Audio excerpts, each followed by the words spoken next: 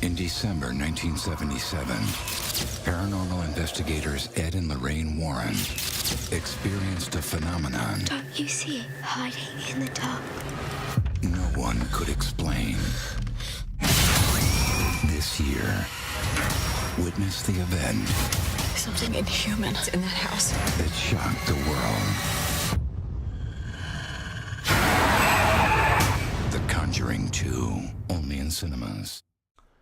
Hello, I'm the Universal Critic. I talk about whatever I want, whenever I want. If there's one genre that is plagued by subpar sequels, it's the horror genre.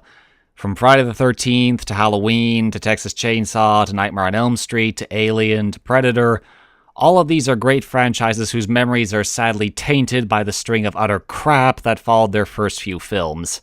Today, I'm reviewing a sequel in a franchise that is still in its youth, but thankfully has yet to show signs of the lack of quality that has long plagued the films I mentioned a moment ago. That sequel is The Conjuring 2.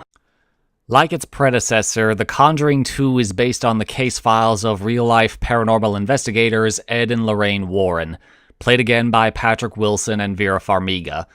This time, the Warrens are called to investigate a haunting in a rundown suburb of London, where the youngest daughter of the Hodgson family is being harassed and possessed by a malicious supernatural being. A dark and grotesque series of scares ensues as the Warrens try to outwit and condemn the demonic spirit back to whence it came, before it can take the life of this girl and possibly their own lives. The biggest complaint I've heard against this film is that it's too similar to the first one. I agree to that to an extent, but I can defend that aspect somewhat. The Warrens had many cases of paranormal encounters over the years, and so they would no doubt develop a very methodical and professional take on their work, so in a way it makes sense they would approach this situation in a very similar manner to that we saw in the first film. I enjoyed this film quite a lot, but like most people, I don't think it's quite as strong as the first one. The film seemed noticeably slower than the first, and it felt a bit longer too. It has some really cool and unnerving set pieces, but it feels as if a lot of them could have been cut and it wouldn't have affected the film all that much.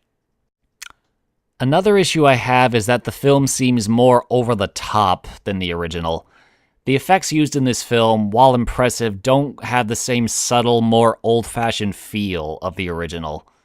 They're still nice to look at and gave me plenty of chills, but it just doesn't quite have the same unique touch we saw before. However, one improvement on the first film is the depth of the relationship between the Warrens. They're given much more screen time in this film, although it does feel at times that they can't decide if they want the Warrens or the Hodgsons to be the main characters. But regardless, we get to see a more personal side of the Warrens that wasn't really that prevalent in the first film.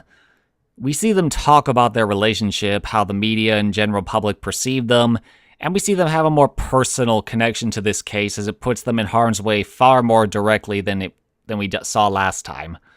At times, the romantic scenes between them are a touch corny, but the acting and intent behind them is sincere and strong enough to overlook that. Overall, I give The Conjuring 2 a low big screen rating. If you like the original, you'll like this one, but not quite on the same level. I'm the Universal Critic. I talk about whatever I want, whenever I want. Goodbye.